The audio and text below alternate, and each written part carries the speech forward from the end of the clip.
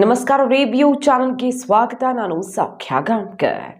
ಒಂದು ಕಡೆ ಮೂಡ ಕೇಸ್ ಬೆಳವಣಿಗೆಗಳಾಗ್ತಿದ್ರೆ ಮತ್ತೊಂದು ಕಡೆ ಸರ್ಕಾರಕ್ಕೆ ಉಸಿರುಗಟ್ಟಿಸಿರುವಂತಹ ವಾಲ್ಮೀಕಿ ನಿಗಮದ ಕೇಸ್ನಲ್ಲಿ ಮಹತ್ವದ ಬೆಳವಣಿಗೆ ಏನು. ಹಾಗಾದರೆ ಅಪ್ಡೇಟ್ ನಿಮ್ಮ ಮುಂದೆ ಇಡ್ತಾ ಇದ್ದೀವಿ. ಮಿಸ್ ಮಾಡಿದ್ರೆ ನಮ್ಮ ಚಾನಲ್ನ ಸಬ್ಸ್ಕ್ರೈಬ್ ಮಾಡಿ, ನಿಮ್ಮ ಅಭಿಪ್ರಾಯ ಕಮೆಂಟ್ ಮಾಡಿ ತಿಳಿಸಿ. ಎಸ್ ವೀಕ್ಷಕರೇ, ಇಡೀ ಸರ್ಕಾರಕ್ಕೆ ಸಂಕಷ್ಟ ತಂದಿಡಬಹುದಾದ ಕೇಸ್ ಇದು. ಯಾಕಂದರೆ ಇಡಿ ಎಂಟ್ರಿ ಆಗಿದೆ, CBI ಎಂಟ್ರಿ ಆಗಿದೆ. ಸಂಪೂರ್ಣವಾಗಿ CBIನೇ ತಗೊಳ್ಬೇಕು ಅನ್ನೋದ್ರ ಬಗ್ಗೆ ಕೋರ್ಟ್ನಲ್ಲಿ ವಿಚಾರಣೆ ನಡೀತಾ ಇದೆ. ಇದರ ನಡುವೆ ನೋಡಿ, ಒಂದು ಚಾರ್ಜ್ ಶೀಟ್ ಸಲ್ಲಿಕೆ ಆಗಿದೆ. ಮೊನ್ನೆಯಷ್ಟೇ SIT ಚಾರ್ಜ್ ಶೀಟ್ ಸಲ್ಲಿಕೆ ಆಗಿತ್ತು. ಈಗ ಶಿವಮೊಗ್ಗ 2ನೇ ಅಡಿಷನಲ್ ನ್ಯಾಯಾಲಯಕ್ಕೆ ಅಲ್ಲಿನ CID DYSP ರಫೀಕ್ ಚಾರ್ಜ್ ಶೀಟನ್ನು ಸಲ್ಲಿಕೆ ಮಾಡಿದ್ದಾರೆ. 232 ಪುಟಗಳ ಚಾರ್ಜ್ ಶೀಟ್ ಸಲ್ಲಿಕೆ ಮಾಡಿದ್ದಾರೆ. ಡೆತ್ ನೋಟ್ ಆಧರಿಸಿ ತನಿಖೆ ನಡೆಸಿತ್ತು CID ಟೀಮ್. ಶಿವಮೊಗ್ಗದಲ್ಲಿ ಹೋಗಿ ಆತ್ಮಹತ್ಯೆ ಮಾಡ್ಕೊಂಡಿರೋದಲ್ವ, ಅಲ್ಲಿ ನಡೆದಿದ್ದಂತಹ ತನಿಖೆ ಇದು. ತನಿಖೆ ನಡೆಸಿ 232 ಪುಟಗಳ ಚಾರ್ಜ್ ಶೀಟನ್ನು 2ನೇ ಅಡಿಷನಲ್ ನ್ಯಾಯಾಲಯಕ್ಕೆ ಸಲ್ಲಿಕೆ ಮಾಡಿದ್ದಾರೆ. ಅದರಲ್ಲಿ ಏನಿದೆ ಅನ್ನೋದು ಇಂಟ್ರೆಸ್ಟಿಂಗ್. ಚಂದ್ರಶೇಖರನ್ ಆತ್ಮಹತ್ಯೆಗೆ ನಿಗಮದ ವ್ಯವಸ್ಥಾಪಕ ಪದ್ಮನಾಭ, ಮುಖ್ಯ ಲೆಕ್ಕಾಧಿಕಾರಿ ದುರ್ಗಣ್ಣನವರ ಪ್ರೇರಣೆ ಕಾರಣ ಅಂತ ಮೇಲ್ನೋಟಕ್ಕೆ ಸಾಬೀತಾಗಿದೆ. ಈ ತನಿಖೆಯಲ್ಲಿ ಶಿವಮೊಗ್ಗದ ವಿನೋಬ್ ನಗರ್ ಪೊಲೀಸ್ ಠಾಣೆಯಲ್ಲಿ ಕೇಸ್ ದಾಖಲಾಗಿತ್ತು. ಶಿವಮೊಗ್ಗದ ವೀರಣ್ಣ ಬಡಾವಣೆಯಲ್ಲಿ ಮೇ 26ನೇ ತಾರೀಕು ಆತ್ಮಹತ್ಯೆ ಮಾಡಿಕೊಂಡಿದ್ರು ಚಂದ್ರಶೇಖರ್.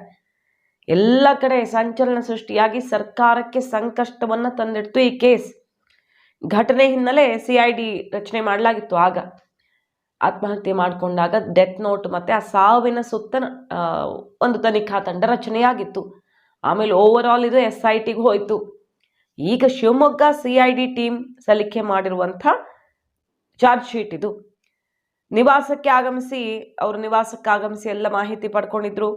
ಹಾಗೆ ವಿಸ್ತೃತ ತನಿಖೆಗೆ ಮೃತ ಚಂದ್ರಶೇಖರನ್ ಕುಟುಂಬಸ್ಥರು ಕೂಡ ಕೇಳ್ಕೊಂಡಿದ್ರು. ಡೆತ್ ನೋಟಲ್ಲೂ ಕೂಡ ಪದ್ಮನಾಭ ಮತ್ತು ಇನ್ನಿತರರ ಹೆಸರುಗಳಿದ್ವು ಮತ್ತು ಮಿನಿಸ್ಟರ್ ಮೌಖಿಕ ಆದೇಶದ ಮೇರೆಗೆ ಅನ್ನೋದು ಇತ್ತು. ದುರದೃಷ್ಟವಶಾತ್ ಈ ಚಾರ್ಜ್ ಶೀಟಲ್ಲೂ ಕೂಡ ಈ ಅಧಿಕಾರಿಗಳ ಹೆಸರಿದೆ. ನಿಗಮದ ವ್ಯವಸ್ಥಾಪಕರಾಗಿದ್ದ ಪದ್ಮನಾಭ, ಮುಖ್ಯ ಲೆಕ್ಕಾಧಿಕಾರಿ ಆಗಿದ್ದ ದುರ್ಗಣ್ಣನವರ್ ಪ್ರಚೋದನೆ ಅನ್ನೋದಿದೆಯೇ ಬಿಟ್ಟರೆ ಇಲ್ಲೂ ಕೂಡ ನಾಗೇಂದ್ರ ಅವರ ಮಾಜಿ ಮಿನಿಸ್ಟರ್ ಹೆಸರು ಇಲ್ಲವೇ ಇಲ್ಲ. ಸೊ ಡೆತ್ ನೋಟಲ್ಲಿ ಇದ್ದಂಥ ಹೆಸರುಗಳು ಕೂಡ ಇಲ್ಲಿ ಇಲ್ಲ. SIT ಕೂಡ ಮೊನ್ನೆ ಬಹಳಷ್ಟು ಪುಟಗಳ ಚಾರ್ಜ್ ಶೀಟ್ ಸಲ್ಲಿಕೆ ಮಾಡ್ತಲ್ಲ, ಅದರಲ್ಲೂ ದದ್ದಲ್ ಹೆಸರು ಇಲ್ಲ, ನಿಗಮದ ಅಧ್ಯಕ್ಷರು ಮತ್ತು ಮಿನಿಸ್ಟರ್ ಹೆಸರಿಲ್ಲ. ರಾಜಕಾರಣಿಗಳಿಗೆ ಸಂಬಂಧಪಟ್ಟಿದ್ದೇ ಅಲ್ಲ ಇದು. ಬರೀ ಅಧಿಕಾರಿಗಳು, ನಿಗಮದವರು, ಬ್ಯಾಂಕ್ ಅವರು ಸೇರ್ಕೊಂಡು ಮಾಡಿದ್ದು ಅನ್ನೋ ರೀತಿಯಲ್ಲಿ ಚಾರ್ಜ್ ಶೀಟ್ನಲ್ಲಿ ಎಲ್ಲ ಸಾರಾಂಶ ಇತ್ತು. ಈ ಚಾರ್ಜ್ ಶೀಟಲ್ಲೂ ಕೂಡ ಅದೇ ರೀತಿಯಲ್ಲಿ ಇವರ ಪ್ರಚೋದನೆಯಿಂದ ಆಗಿದೆ ಅನ್ನೋದನ್ನ ಮೇಲ್ನೋಟಕ್ಕೆ ಸಾಬೀತಾಗಿರೋ ಪೂರಕ ಅಂಶಗಳನ್ನು ಕೋರ್ಟ್ಗೆ ಸಲ್ಲಿಕೆ ಮಾಡಲಾಗಿದೆ. ಅಲ್ಲಿಗೆ ಸರ್ಕಾರ ಸಂಪೂರ್ಣವಾಗಿ ಇದನ್ನ ಅಧಿಕಾರಿಗಳ ಮೇಲೆ ಎತ್ತಾಕುವಂಥ ಪ್ರಯತ್ನದಲ್ಲಿದೆಯಾ? ಮತ್ತೊಂದು ಕಡೆ ನೋಡಿ, ಹೇಗಿದು ಅಷ್ಟು ವ್ಯತಿರಿಕ್ತ ಅನ್ನೋದು ಗೊತ್ತಾಗ್ತಿಲ್ಲ. ED ಅವ್ರಿಗೆ ಬರ್ತಾ ಇದ್ದ ಹಾಗೆ ರೇಡ್ ಮಾಡ್ತಾರೆ. ರೇಡ್ ಮಾಡಿದ ತಕ್ಷಣ ಅಷ್ಟು ದಿನ ಆದಮೇಲೆ ಬಂದಿರೋದು ED, ಅಷ್ಟೊತ್ತಿಗೆ ಎಷ್ಟೋ ಸಾಕ್ಷಿ ನಾಶ ಆಗೋ ಚಾನ್ಸಸ್ ಇರುತ್ತೆ. ಆದರೂ ದಾಖಲೆ ಸಿಕ್ತು. ಕೋರ್ಟ್ಗೂ ಕೂಡ ರಿಮ್ಯಾಂಡ್ ಪಾಯಿಂಟ್ಸಲ್ಲಿ ಕೊಡಲಾಗಿದೆ. ಈ ಕೇಸ್ ನಾಗೇಂದ್ರ ಸುತ್ತ ಅತ್ಯಂತ ಪ್ರಮುಖ ವಿಚಾರಗಳಿವೆ. ದದ್ದಲ್ ವಿಚಾರಣೆಗೊಳಪಡಿಸಲಾಯಿತು. ನಾಗೇಂದ್ರ ಈಗ ಲಾಕ್ ಆಗಿದ್ದಾರೆ, ಬಂಧನದಲ್ಲಿದ್ದಾರೆ. ಅಷ್ಟೇ ಅಲ್ಲ, ಈ ದುಡ್ಡನ್ನು ಎಲೆಕ್ಷನ್ಗೆ ಬಳಕೆ ಮಾಡಿಕೊಡ್ಲಾಗಿದೆ ಅನ್ನೋದಕ್ಕೆ ಡಿಜಿಟಲ್ ಸಾಕ್ಷ್ಯ, ಮೊಬೈಲ್ ಸಾಕ್ಷ್ಯ ಸಿಗುತ್ತೆ EDಗೆ. ಮತ್ತು ಬಳ್ಳಾರಿಯಲ್ಲಿ ಇಷ್ಟು ಕೋಟಿ ಬಳಸ್ಕೊಂಡಿದ್ದಾರೆ ಅನ್ನೋ ಸಾಕ್ಷಿ ಸಿಗುತ್ತೆ. ಅದು ನಾಗೇಂದ್ರ ಅತ್ಯಾಪ್ತನ ಮೊಬೈಲಲ್ಲೇ ಸಿಗುತ್ತೆ. ಮೊಬೈಲ್ಗಳನ್ನು ನಾಶಪಡಿಸಿರೋ ಬಗ್ಗೆ ಕೆಲವೊಂದು ಮಾಹಿತಿಗಳನ್ನು ಈ ಅರೆಸ್ಟ್ ಮಾಡಿಕೊಂಡಿರೋರ ಮೂಲಕವೇ ಕಕ್ಕಿಸಲಾಗಿದೆ. ತೆಲಂಗಾಣದ ಕಡೆ ದುಡ್ಡು ಹೋಗಿದೆ, ವೋಚರ್ಗಳ ಖರೀದಿ ಎಲೆಕ್ಷನ್ ಅಲ್ಲಿ ಆಗಿದೆ ಅಂತಾನು ED ದಾಖಲೆಗಳನ್ನ ಹಿಡಿದಿದೆ. ಕೋರ್ಟ್ ಕೊಡುತ್ತೆ, ಅದು ನಾಳೆ ಸಾಬೀತಾಗತ್ತ ಬಿಡತ್ತ ನೋಡ್ಬೇಕು. ಬಟ್ ಇದು ಯಾವುದೂ ಕೂಡ ಕಾಣಿಸ್ತಾ ಇಲ್ಲ. SIT ತನಿಖೆ, CID ತನಿಖೆ, ಯಾವ ರಾಜಕಾರಣಿಗಳ ಹೆಸರು ಇಲ್ಲ ಅನ್ನೋದು ಅಚ್ಚರಿಗೆ ಕಾರಣ ಆಗಿದೆ. ಈಗ ಸತ್ಯನಾರಾಯಣ್ ವರ್ಮ ಈ ಕೇಸ್ನ ಕಿಂಗ್ ಪಿನ್.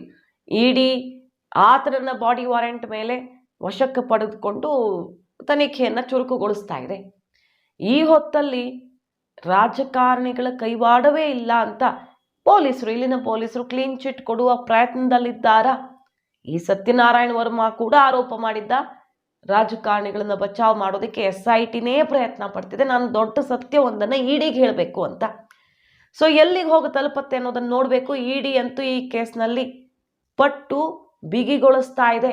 ಆದರೆ ರಾಜ್ಯದ ಪೊಲೀಸರು ಮಾಡಿದ ತನಿಖೆಯಲ್ಲಿ ಮಾತ್ರ ಎಲ್ಲರಿಗೂ ಕ್ಲೀನ್ ಚಿಟ್ ರಾಜಕಾರಣಿಗಳಿಗೆ ಅನ್ನೋದು ಕಾಣಿಸ್ತಿರೋ ವಿಚಾರ. ಮಾಹಿತಿ ನಿಮ್ಗೆ ಇಷ್ಟ ಆಗಿದ್ರೆ ಮಿಸ್ ಮಾಡಿದ್ರೆ ನಮ್ಮ ಚಾನಲ್ನ ಸಬ್ಸ್ಕ್ರೈಬ್ ಮಾಡಿ. ನಿಮ್ಮ ಅಭಿಪ್ರಾಯ ಕಮೆಂಟ್ ಮಾಡಿ ತಿಳಿಸಿ. Thank you.